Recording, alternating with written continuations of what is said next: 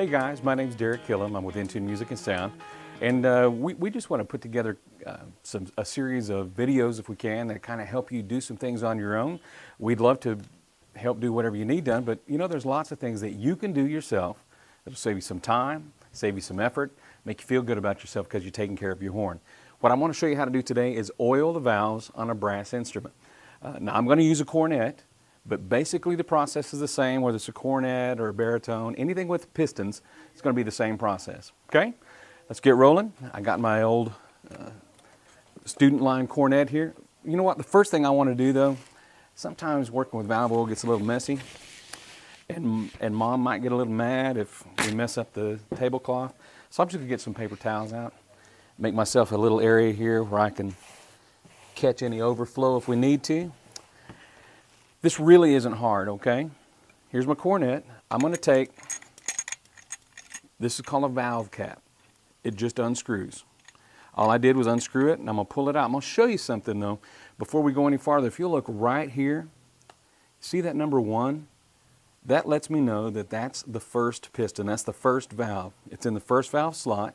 And the other thing I want you to see are that little plastic piece. That's called a valve guide.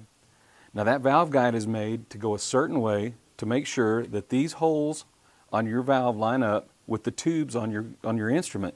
If it doesn't go back in the way you took it out, it's not going to work when you're done. So before I do anything, I'm just going to show you again. That's going to slide in. That valve guide locks into place. The one is looking at me as I look at the mouthpiece. It'd be looking at me as if I was playing. So one goes in, those valve guides lock in, and it just screws back down. So just showing you that before we get going. So I'm going to pull this first valve out. I'm going to set my horn back in the case because that's a safe place to keep it. And I'm going to take my valve oil. This happens to be Intune Music valve oil. Convenient.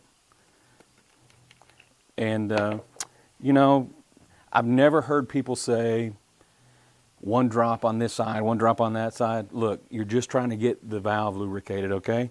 So I'm not super careful with it.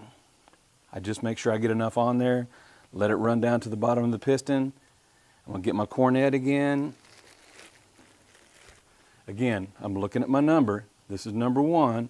There's my valve guides. I'm going to carefully slide it in there. I kind of spin it a little bit to make sure it lubricates all the way around. Make sure my number 1's looking at me. Slide it in there, lock it in the valve guide slot, and screw my cap back on. Okay? Push it up and down a couple of times. Got a free flowing valve. Everything's great. And then you just repeat the process for the other 2 valves. If you have a baritone or euphonium that has 4 valves, then you're going to have to do it 4 times. That's your basic process. There's nothing to be worried about, nothing to be scared about oiling your valves. It's going to make your instrument last longer, going to make your instrument play better, and you can do it yourself. Thanks.